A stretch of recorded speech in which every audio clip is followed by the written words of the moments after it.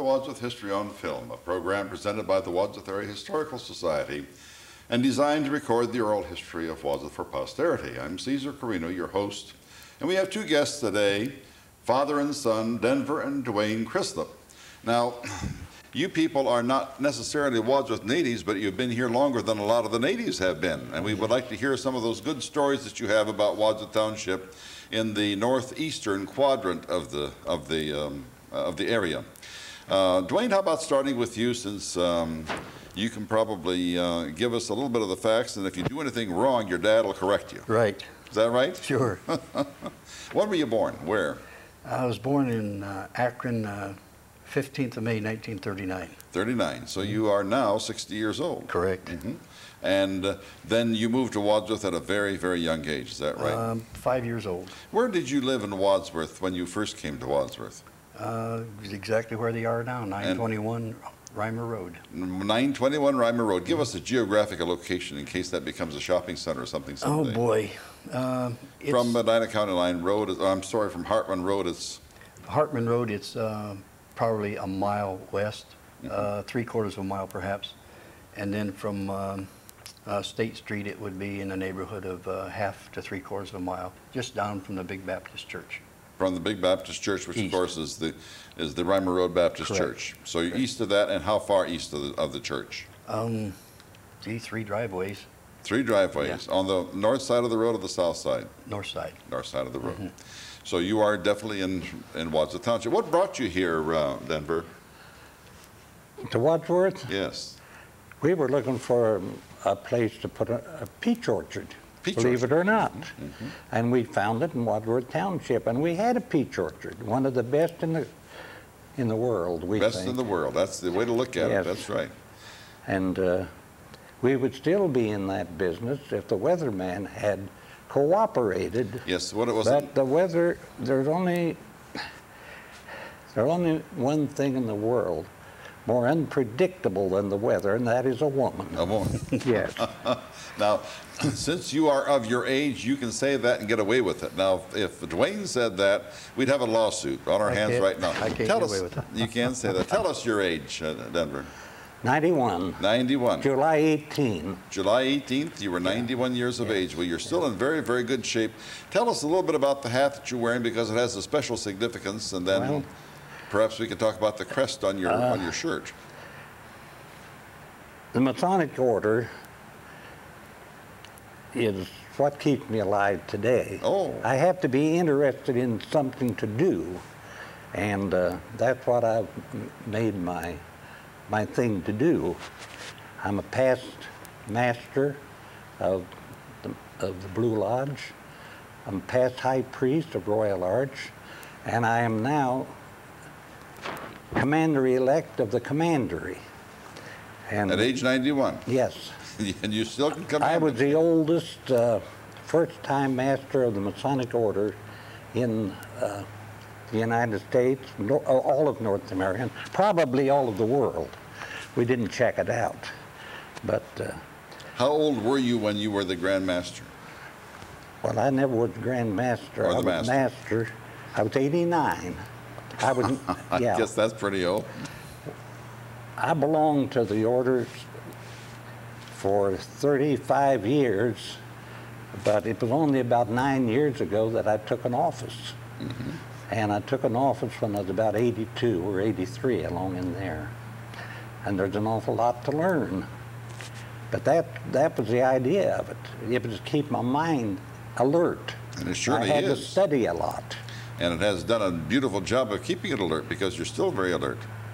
I'm working at it. Surely. Now tell us where your lodge is.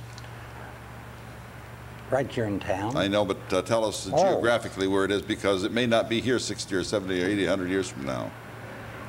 Well, downtown, you might be misled. The old Masonic building there is not anymore. No. It was lost during the Depression, as were a lot of other real estate.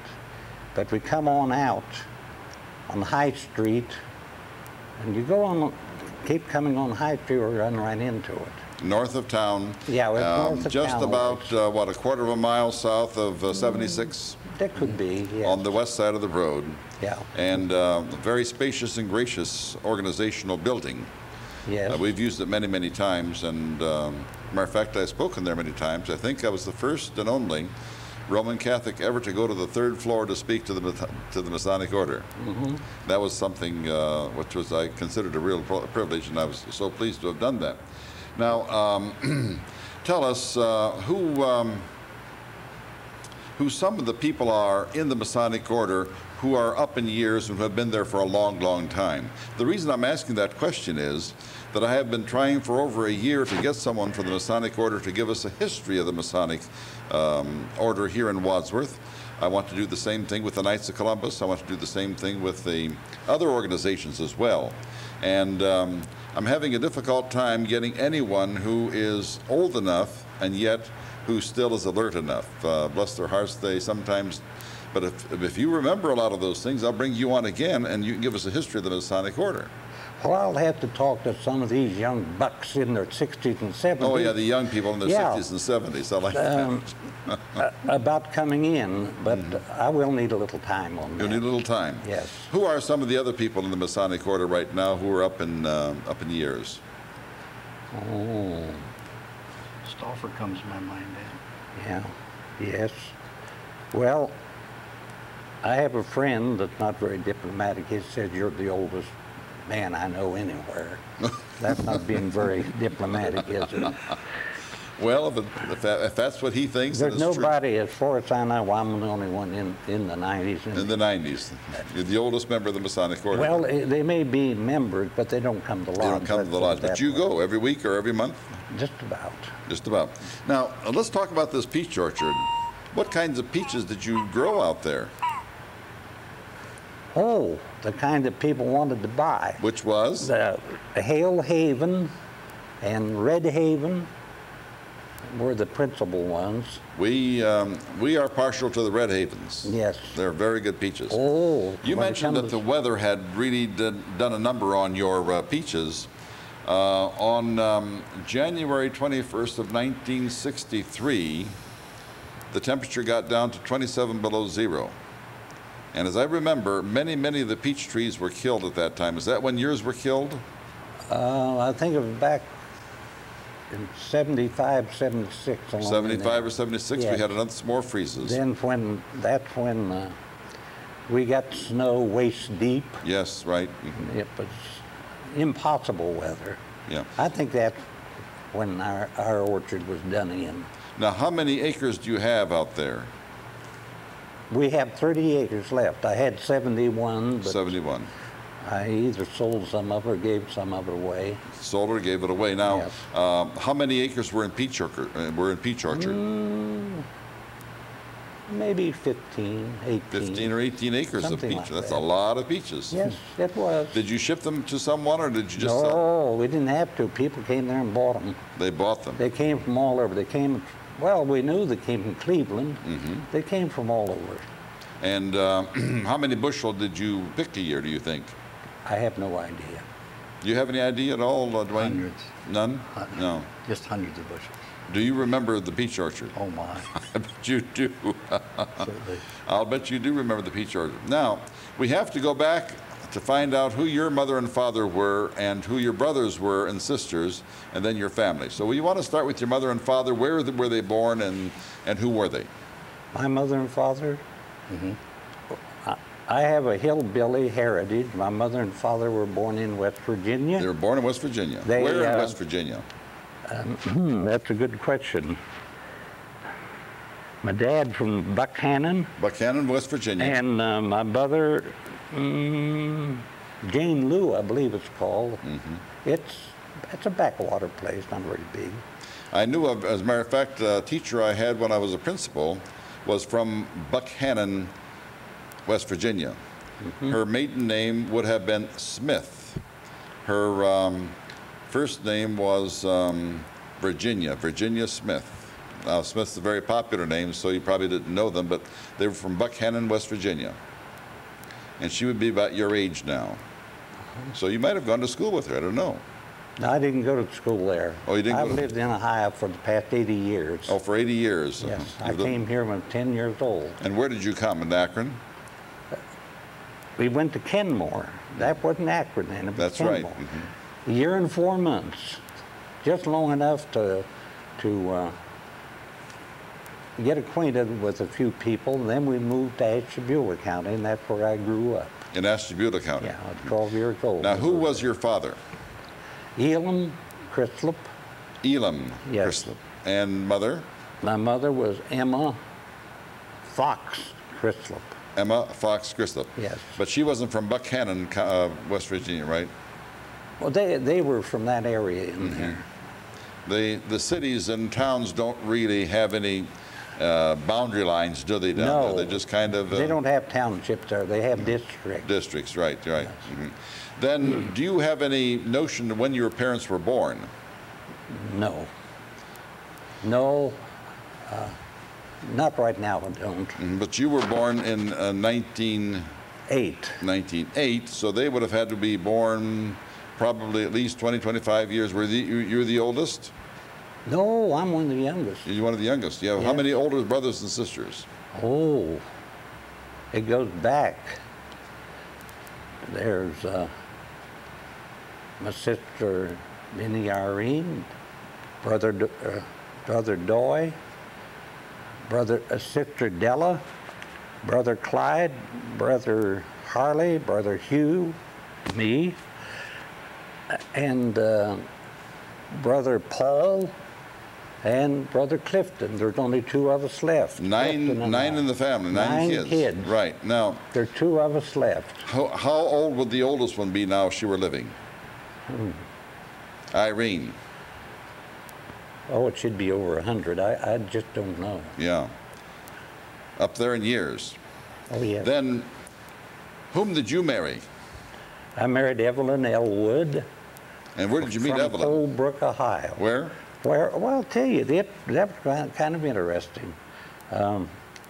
My school teacher had a baby sister, and I met her in the schoolhouse where her sister Mary taught school. And who was the school teacher? She was 7 years old. Who was the school teacher? Mary Elwood. Mary Elwood. And she married my brother. The 2 of us married sisters. Oh, she married your brother, and then you married her sister. No. Yeah, that's correct. Oh, that's correct. Yeah, well, that's the 2 boys married the 2 The 2 girls, and then but Mary was your teacher. Yes. And where was this? Hartsgrove Township, Ohio. It's in the Ashtabula area. A farming section. You bet. It's a beautiful farming area too. Yes. Now, Mary Elwood probably went to the 8th grade and then she started teaching. Is that correct? No, she went through high school. She went through high school. But And she had some college. she had some college. And was it a run-room school? Yes.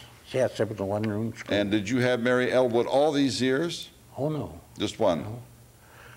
No, I went to school in West Virginia the first 4 years. Oh, okay. All right. And then in Kenmore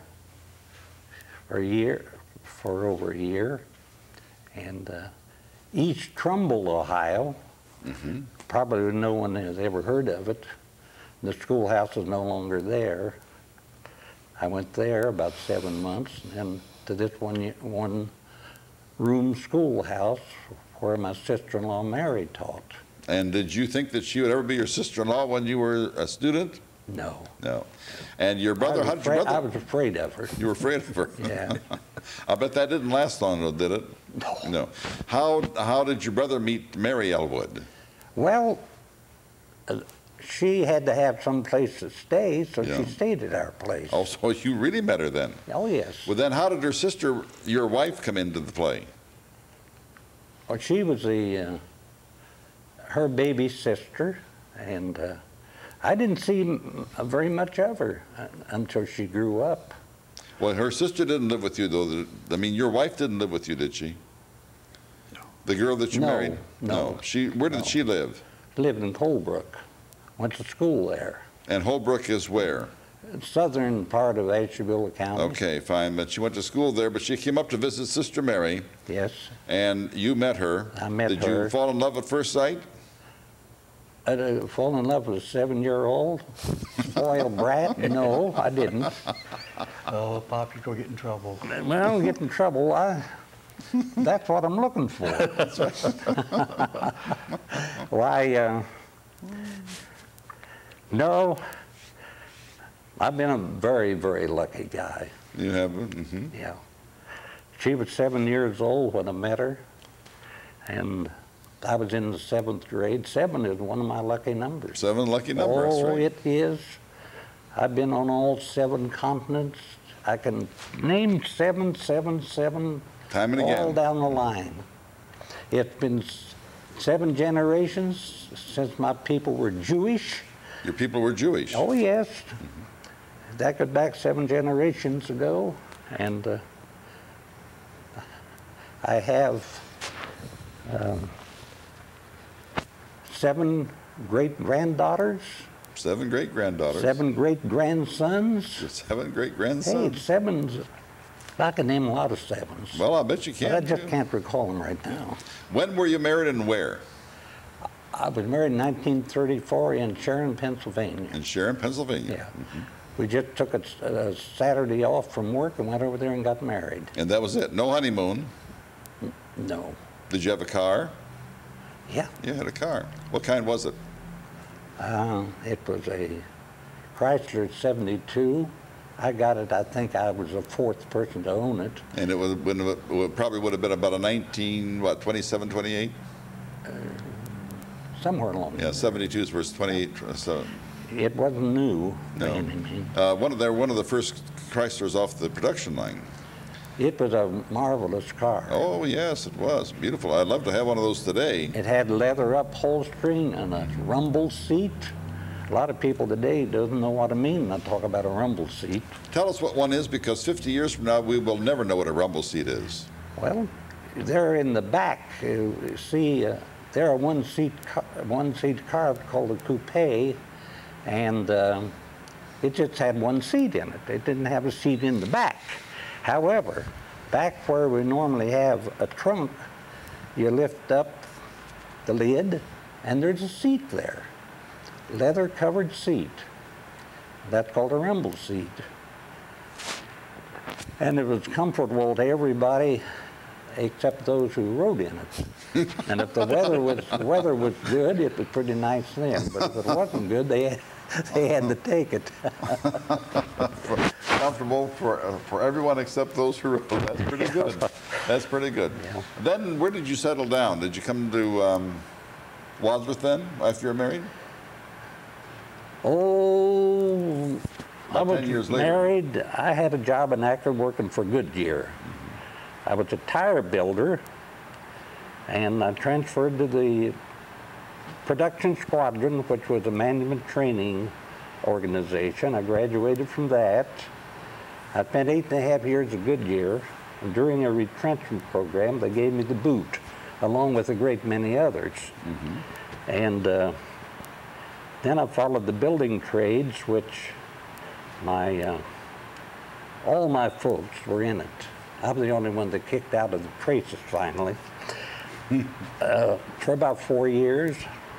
Then I went to Goodrich. Mm-hmm. I stayed there 8.5 years as a time-studying methods engineer. And I learned a great deal from that. In fact, I made a remark to my boss. I said, I think I'll go back to Akron University and get a degree. He said, what for? I said, well, one of these days I'm going to kick out of the trace and start up a business. Why? He said, you don't have to do that. He said, hire those guys. Mm-hmm. Hire those guys. He was right. I did hire those guys. I started up a business after working for Goodrich 8.5 years also. What kind of business was it? Rubber. Rubber business? Yeah. Doing what? Rubber tank lining. Rubber tank lining? Yes. Mm-hmm. And where was that located? It's in Creston. In Creston. not very far from here. Now, we're going to be talking about Creston in a few minutes when we get to Duane here, but Well, how did you get out to Creston? Why in Creston? Because Wadsworth wouldn't let me start up a business here. Why not? That's what I'd like to know right now. Why not? I think the Youngs had something to do with it, but I still don't know. I'll never know. However, I went out to Creston, talked to the mayor. He said, we would be glad to have you. Hey, that was wonderful. Here's someone that wanted us. So we went to Creston, and the city fathers there have been wonderful all these years. And there have been a lot of years. Give us a location in Creston where it is geographically. It's on Factory Street. I named the street. You named the street, Yeah. Factory Street in It Creston. was called East Baum Street before I started using Factory Street on my letterheads, and they've even adopted the name, and they've got it on the signpost now. Factory Street. Yeah. And how many people did you employ? Well, at the peak, I never had over 20. That's at the pretty very good. peak. And you made rubber linings for tanks. Rubber lining, we manufactured the rubber. We had mills and calendars, and we applied this rubber to tanks, valves, fittings, tumbling barrels, whatever, depending on what the purpose was. Right now, trailer tanks is the main part of the business. We rubber lined a lot of pipe, too, for the mines. Anywhere, well, we first started to line real small pipe, 1.5 inches, 2 inches, but that eventually got taken over by plastic. But the big pipe used in the mines to pump the mine water out for treatment is still being done. And they're still lining it there. But most of their business now is trailer tanks. They're these big 5,000-gallon tankers you see lumbering along the road. And why did they line them? Just more or less to protect the metal? It protects the metal, and it protects the acid or the alkali, depending on what's being hauled. Not only protects it, it protects the quality too. Right. So. Well, you hired all of these, quote, engineer-type people? Is that what you did? When I needed them, yes. Yeah. And were any of those from Wadsworth? No. No. No. Where were they from? Akron mostly? I got them from the big shops. From the big shops? Yes. Good enough. Now,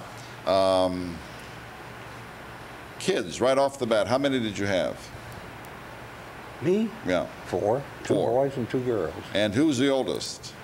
Sonny, Denver Jr. And how old is Denver Jr.? Be about 62. 63. 63. 63. And then Duane. And Elaine, they're twins. Duane and Elaine are twins. Yes. And where is Elaine? She lives right next door to Dad. Yeah. And what is her married name? Eakin. Eakin? E-A-K-I-N. E-A-K-I-N. I've seen that name on the mailbox, right. Yeah. And Duane. Yes. And one more. Who was that? Well, that's Patty. She lives in Stewart's Draft, Virginia. Stewart's Draft, Virginia. She's married to? To Roger Roberts. Roger Roberts. From where? Well, he was born down there in Virginia. Virginia. Yeah. So she married him. Now, Duane, let's go to you for a couple of minutes and give your dad a rest. Your early days are only Wadsworth, right? Correct. Because you went to school, started first grade. Right. Where did you go to school? First grade through 8th grade, at that time it was called centralized. Did you not go to the 9th grade? You know what, I think you're right. Went to Yeah. 9th grade there too. 1 through 9 at centralized school, and then of course to the high school downtown. Yeah. Do you remember any of the people that you were associated with at the school? And then I want to know some of your neighbors. The principal was Vernon V. Isham. Vernon V. Isham. Then he went to the service. I remember first grade teacher was Miss Brandley. Brandley, is that correct? Brandy?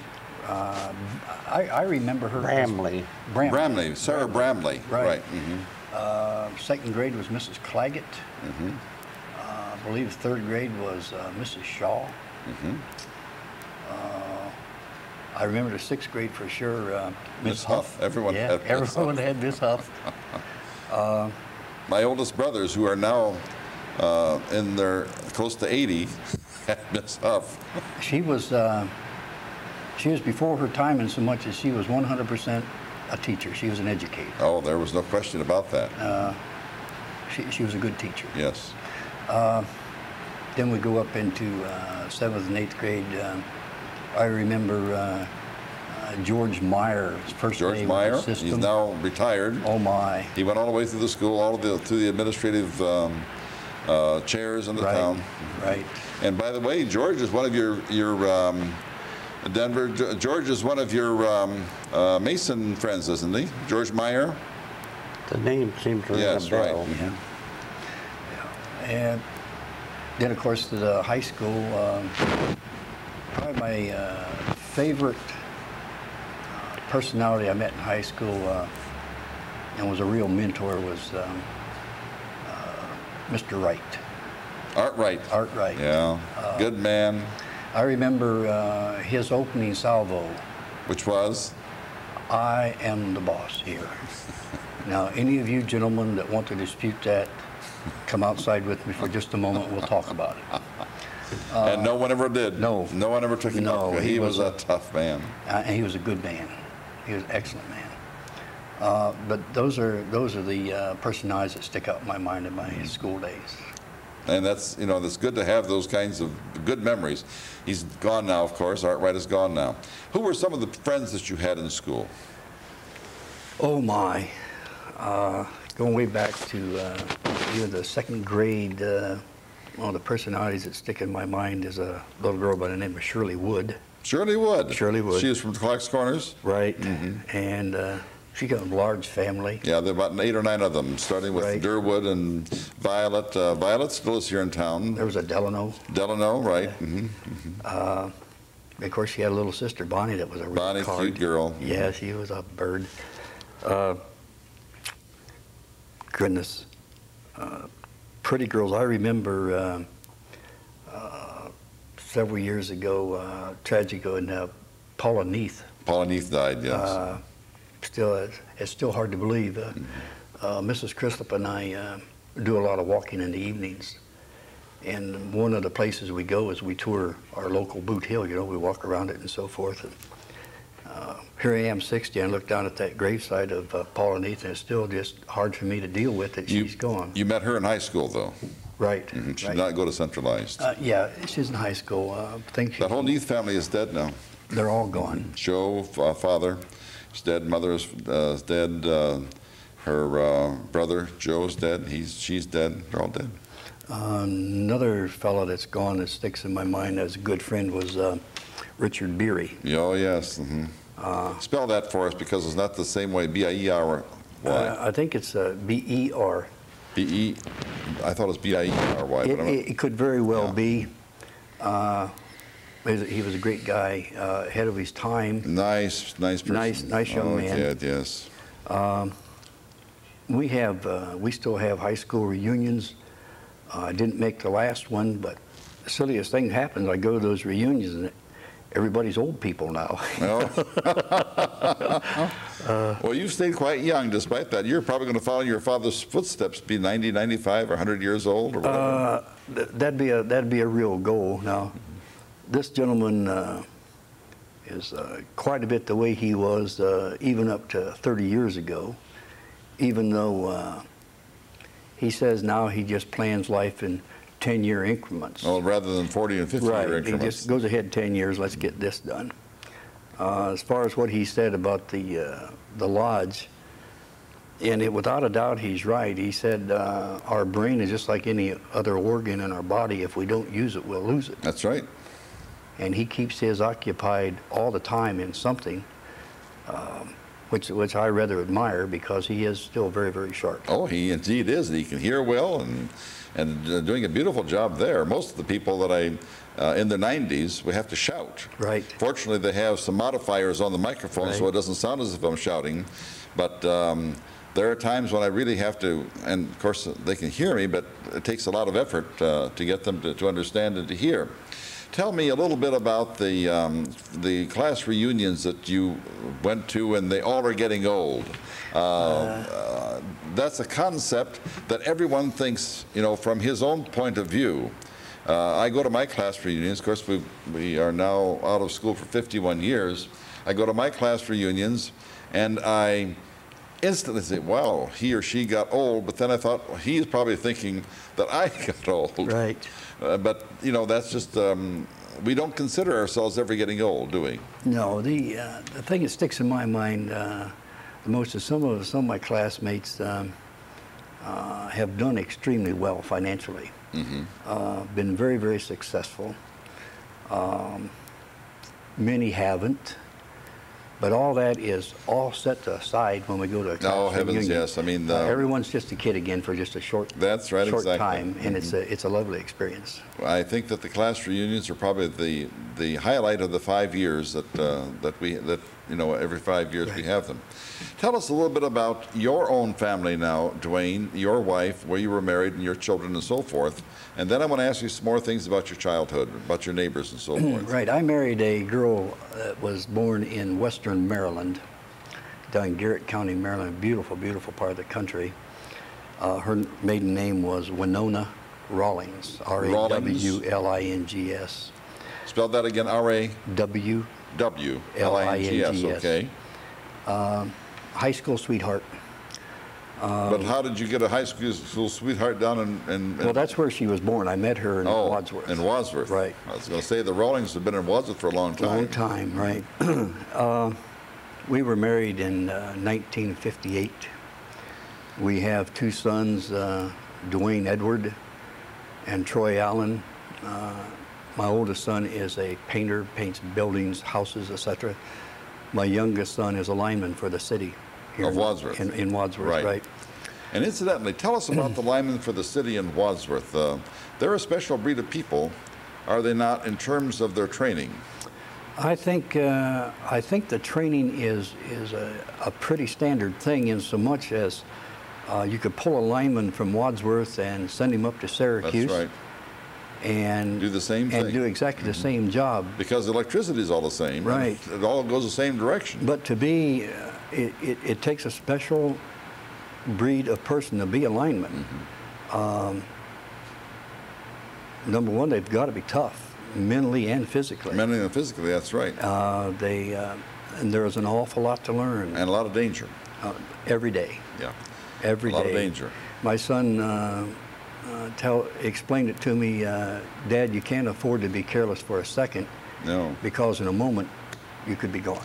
Yeah, you always, every one of those wires you have to consider is a poisonous rattlesnake ready to bite. That's right. Mm-hmm. That's right. Because they can all bite, and they bite fast. I've talked to probably all of the linemen here in town at one time or the other, and they're a great bunch of guys. Oh, they are. They're indeed. As a matter of fact, Wadsworth City is blessed with a lot of wonderful people who, from the parks, from the streets, from the secretaries.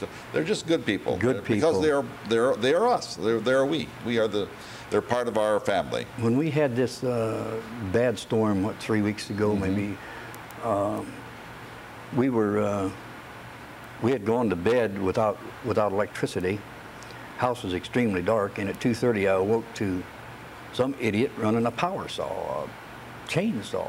And I don't have any neighbors this inconsiderate that'd be doing a thing like that. Where do you live now, Duane? On 8096 Hartman Road. 8096 Hartman Road. Yes. So I slipped out of bed and went out on my deck, and here was a line crew. That was one property up from mine. Now, if you keep in mind, the conditions weren't good. It was still windy, and it was rainy.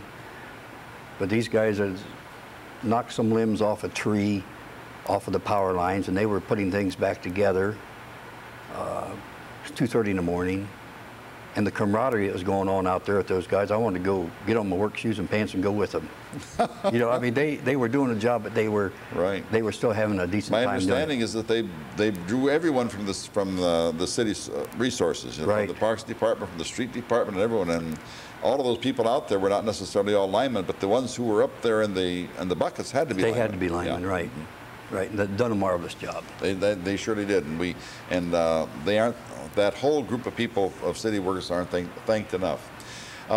Neighbors, when you were growing up, who were some of the neighbors? Oh my! Instantly comes to my mind, just up from us to the west were the Kellermans. Ernie Kellerman. Ernie Kellerman. Well, he was a guy before his time. He was an ace mechanic. Oh, absolutely. If Ernie couldn't fix it, it couldn't be fixed. Couldn't be fixed. Ernie is very, very active in our historical society. He's the whole family is a good bunch of people, hard-working people. There was Betty, Charlotte, and I think Johnny was the eldest of the family. Steve and Helen were the kids. And directly across the road were the Alcorns. Alcorns. Marie, Jeannie, who's also active in our organization, and Kathleen. And Kathleen, right. It's Marie, Kathleen, and Jeannie. Correct. Jeannie's the baby. Mm-hmm. Exactly. Clarence Alcorn was the father. Right. Right. Then down the road were Ted and Leora Hale. Hales, right. Mm-hmm. And of course their boy was Douglas. Mm-hmm. Douglas Hale. And across from them was Longneckers, Hank and Charlotte Longnecker. Longneckers. On down the road was the Moeller family. Moellers. Mm-hmm. Then on the corner was W.W. Mason and company. W. Mason, yeah. Right.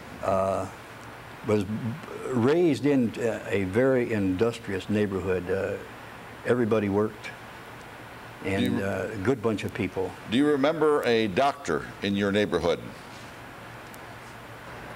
We had a black doctor that lived there on Hartman Road. What was his name? I don't remember his name. I do. What was His name was Dr. Wolf. Doctor? Wasn't Dr. Wolf? No. No. Taylor. Taylor. Mm-hmm. Yes, Taylor. Dr. Taylor. See, I was close. That's right. Dr. Taylor's correct. Dr. Taylor. And where did he live? He lived where Bellick's lived for many, many years, right on the corner before you go around the curve on Hartman Road, heading south. Right. They'd be on the east side. That was a novelty at that time. First of all, he was Afro-American. Right. And we had none living in that area. Number two, he was a physician who was black, mm-hmm.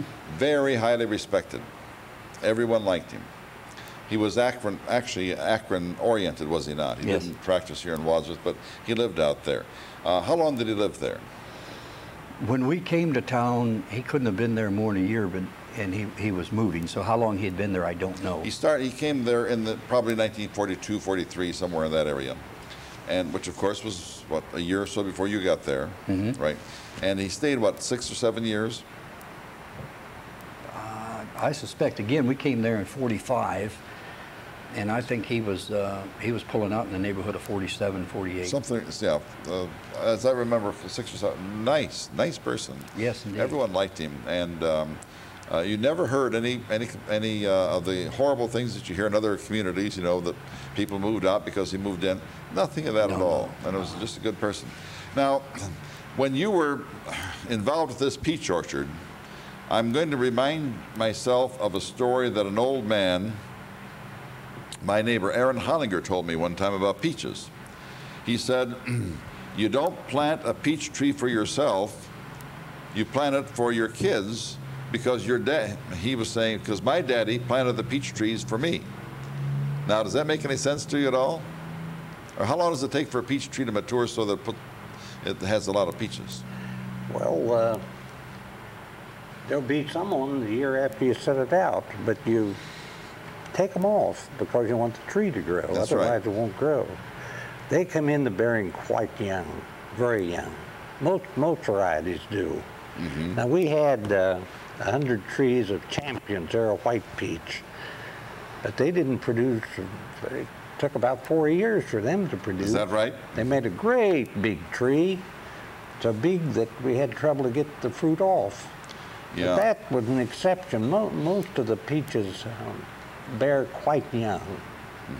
Now, we didn't have the dwarf varieties in those days. What do you think of the dwarf variety of peaches that are now in existence?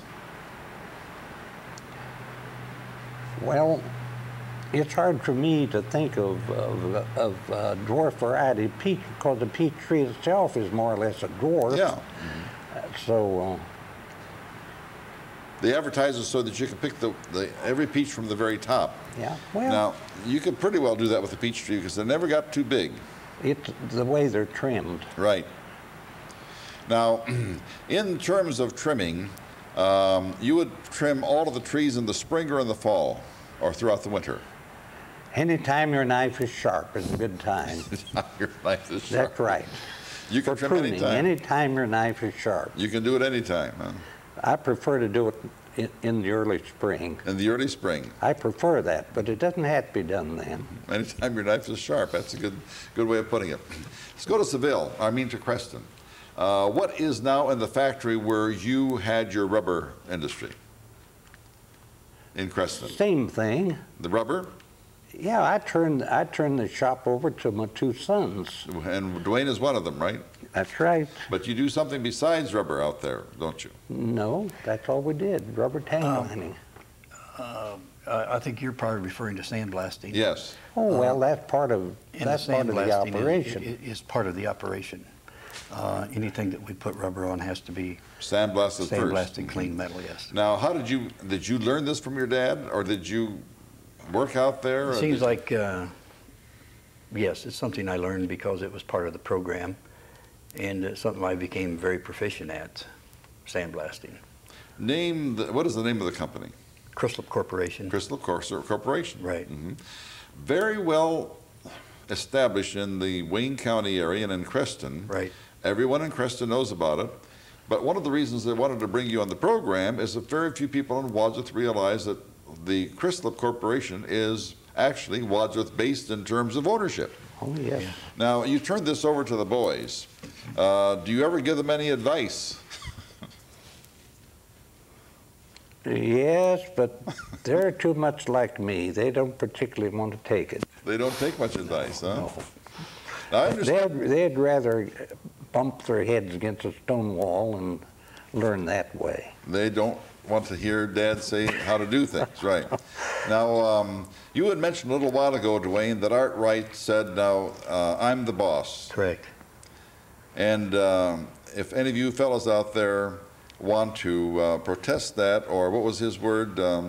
If you want to argue with Argue me, with me let's about that, just step go outside. outside the door, we'll now, argue. that was kind of new to you because your dad was kind of a pushover, is that right? Oh, right. Absolutely. Tell us about Dad's, shall we say, authority. Well, he was as far as I'm concerned, he was a tough taskmaster. Tough taskmaster. There was a right way, a wrong way, and Dad's way. Now, it was all right how you did it as long as it was his way. I would have to say, I remember writing a Father's Day card to him. And I said, Pop, you're not always right. You're not always wrong. But you're always Pop, and I got to love that. That's right. That's so true. We had a neighbor of yours, Ben Dunn, who lived up there. You may not remember him. Benjamin Dunn. The Dunns lived up there in Clark's Corners. And he would always say, I'm not always right, but I'm never wrong. Never wrong. But I'm never wrong. I remember that so well. Ben was just one of my best friends all the way through school. Let's go to the type of work now, how it has changed from the time that your dad started this way back, what, how many years ago? 50 years ago? About 1950, 51, somewhere along in there. It's close to 50. We're almost at 2000. So Yes. how's it changed? The whole complexion of the place has changed so much as we used to do a lot of small pieces that was geared to the chemical industry. That portion of the business doesn't exist anymore because EPA basically just shut it down. That's what I wanted to hear you say. The EPA has shut down so many of these Right. things. They shut it down. Now the bulk of my brothers and my business is lining tank trailers.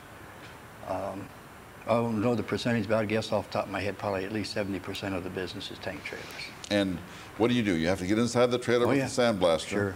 Now, how many employees do you have? He had about 30 altogether. I think there's 8 of us. 8 of you? Mm-hmm.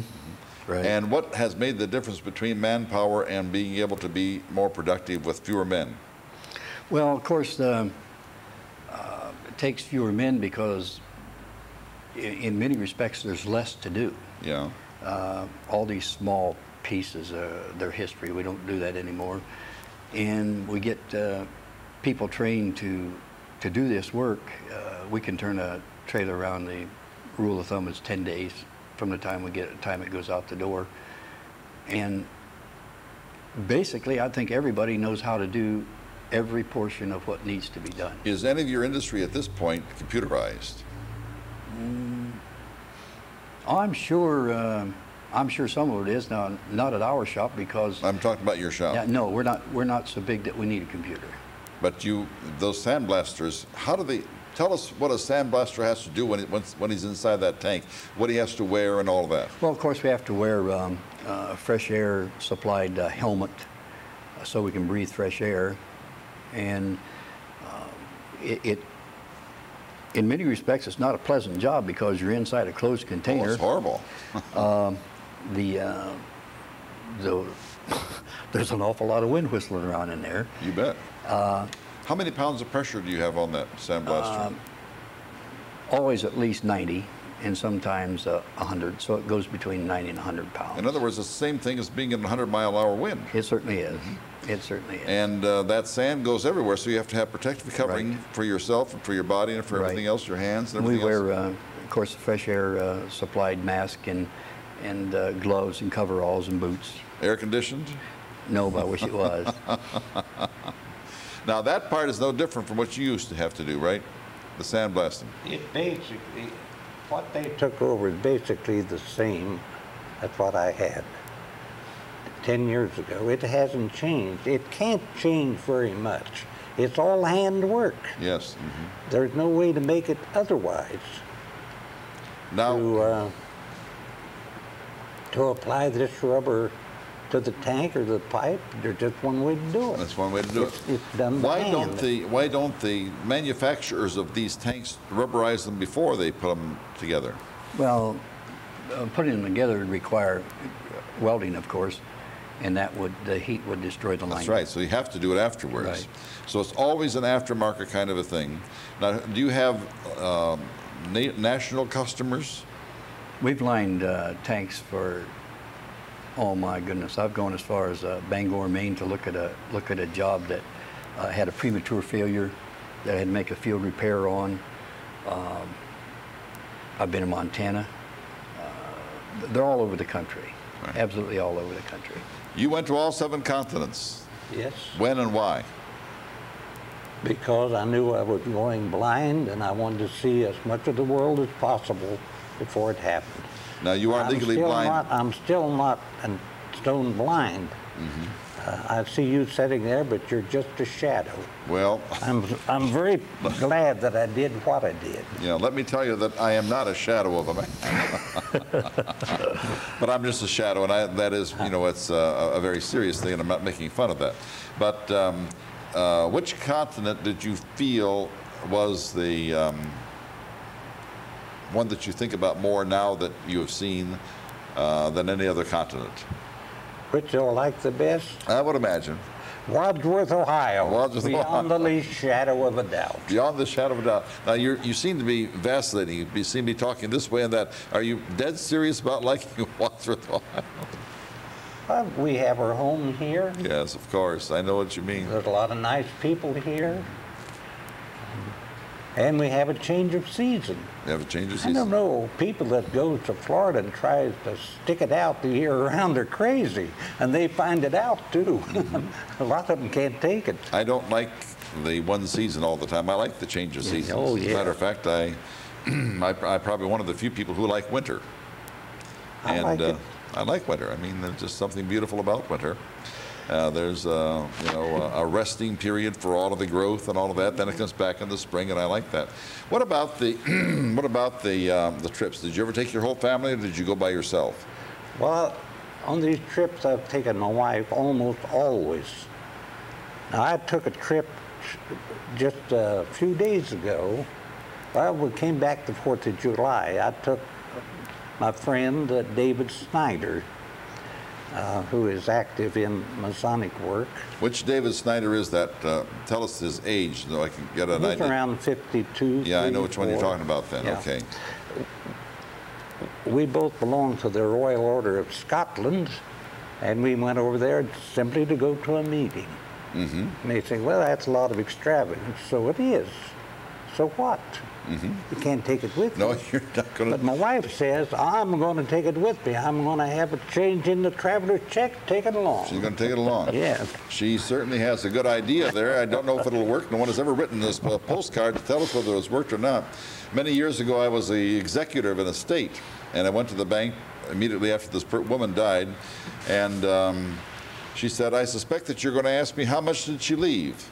I said, well, I guess I need to know that. She said, well, the answer is very simple. Without looking at the books, she left all of it. Absolutely. She left all of it. Yes. So, you know, you're right. If you have an opportunity to do something, by all means. Now, what was special about this meeting in Scotland of the Scottish Rite, Order of Scotland? Well, that's a good question. It wasn't a great deal different than if it were held right here in this country, but my friend had never been in Europe before. It was a good chance to take him along and let him see what some of the rest of the world was like. Right. And you may not believe this, but here we were sitting in a hotel right in front of a fireplace, and a fella came in and put another log on the fire. The 4th of July, mind you. Cold? And that felt good. It was chilly, wasn't it? Yes, it was raining outside, cold We were in rain. England. We were in England in July about 15 years ago, my wife and I, and to go outside we had to put on a winter overcoat. Oh, yes. Of course, they're so far, much farther north. You know, people think they're straight east of us. They aren't. I mean, England is almost up there with almost with Alaska, but not quite. But you know, it's just pretty on the same latitude. They wear woolens year round. Mm-hmm. Yeah. It was chilling. Duane, brother, who works with you, who is he and what is he like, and does he live in Wadsworth? And My brother is appropriately named Denver Jr. He comes, in many respects, close to being a chip off the old block. oh, really? Oh, yes. And what does that mean? In almost all respects, it's very good. People would probably think, well, the Crislip boys were born with a silver spoon. Mm-hmm. Now they have the shop. My goodness, they can just set the woods on fire. Number one, it is not an easy thing to be part of a family business. I'm sure not. It has its moments. My brother is well educated, has college education, a retired officer from the Air Force. Does his job extremely well. His job is basically, he is the president of the company. He's older than you, of course. Right, he's 3 years older than I am.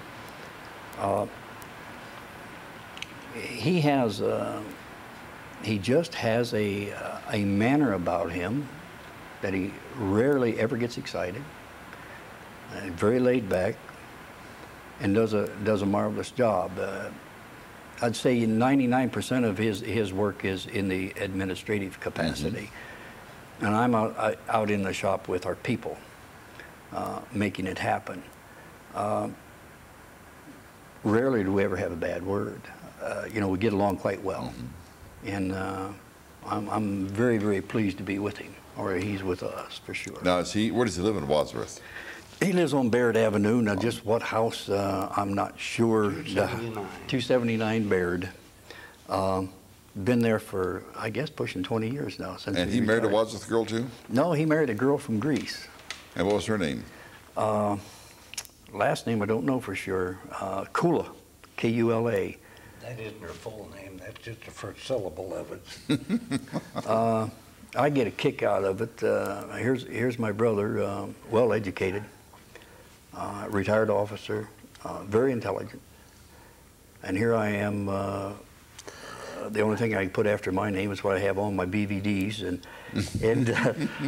but I had enough intelligence. I married a girl from Western Maryland, so if she ever gets homesick, I can just take her home with me. That's right. Short order. If his wife gets homesick, he's got to go all the way to Greece. All the way to Greece. That's right. Wow. She obviously has acclimated herself to the United States and probably has lost a lot of her family in Greece, has she not? Pretty much, even though she, well, I forget the analogy my brother used, but it had to do with the way I spent money. Perhaps it was motorcycles. My wife and I are avid bike riders, and he spends his money on telephone bills. That's on what telephone bills, right? And that's exactly what it is. Although the telephone bills have been reduced significantly Right. from European countries. They're much more affordable. They're much more affordable. You just bunch in a bunch of numbers, and you're talking to the person right away. Right. We're going to run out of time here, but I wanted to ask some more questions about your earlier days in the industry. When you tried to build a shop in Wadsworth, where did you want to build? Well, that was the thing. I tried to find some place where I would be allowed to build, and I wasn't allowed to build anywhere. Nowhere at all? No. So I said, well, after I appealed, I said, well, if you don't want me, I sure don't want you either. Mm-hmm. Well, so I went out to Creston, and we'd be glad to have you. Mm-hmm. So you like that? Mm-hmm. Well, I like the attitude, yes, and they have been very nice. Now, did you build your own building, or did you have a building already there? We built everything. From scratch? From scratch. And that building is still there? Yes. Have you had to add to it, Duane? Oh, my. Yes, oh, Have you? yes. And what kind of additions are they? I mean, are they significant, like doubling or tripling? Or? The last building that was put up is 175 foot by 80. Oh, that's pretty good size. Good sized building, yes. Right. And the one prior to that was 100 by 40. Mm-hmm. So that's you have some pretty good sized buildings out there, yeah. Yes, we do. It must be the largest industry in Creston, is that right? Yes, without a doubt. Without a doubt, the largest industry in Creston, and that's why they like you, and they'll keep you there forever. It would be nice if you could come to Wadsworth, but if you're out there and doing very well, there's no reason for making that change. Most of our employees are from Creston. They are from Creston Yes. as well, so they get the income tax for Creston and so forth. Right. Now, when you were starting this business, did you have any fears, or did you go forward just the way you did everything else in your lifetime? I had all the faith in the world that I would succeed. And you did. Yes, I had a good record. I was at B.F. Goodrich Company before I went into business, and I did a good job there. I was one of these quiet fellows that went ahead and did his job, and they just took everything for granted. They underpaid me from my point of view, and so I was out selling peaches one Sunday, and I was happy. I was happy there. And one of the managers from Goodrich was there as a customer. I said, you know what, the first thing I'm going to do Monday morning, I'm going to go in and give him a notice. It just occurred to me that I don't want to spend any more time there, that I like it better here. And I didn't at that time know I was ever going to have a factory. I didn't know of it. But I knew I was unhappy where I was. So they tried to get me to stay. I said, well, it's too late to be having a sales talk to try to get me to stay. I said, the way I see it, I'm too good a man to spend any more of my time here. I can do better elsewhere. So it's good. I had all the confidence in the world, and I still have all the confidence in the world. And God bless you. That's wonderful. I'm looking forward to being 101 or 102. Well, we hope that we can help you to get that. You can work on that, exactly. Well, you've done 90% of it already. Unfortunately, we've come to the end of our hour. I wanted to share with the Wadsworth residents, the person who lived in Wadsworth from the mid-40s to the present day, who loves Wadsworth better than any other continent in the world. Of course, Wadsworth is a city, and that's not a continent. loved Wadsworth, Ohio, United States of America, North America, better than any other continent in the world, and who reared a family who obviously did extremely well and continued with this legacy. The Crislip Corporation in Creston, which has made Creston really, and which is now the biggest operation in Creston, is based right here on Reimer Road in Wadsworth, Ohio, and we are grateful to you. We certainly wish that your wish can come true, to be 101 or 2 or even more than that, and we want you to follow that through as well. Thank you very much for appearing on the program and for sharing us this extraordinary, I should say, legacy of success from just a thought.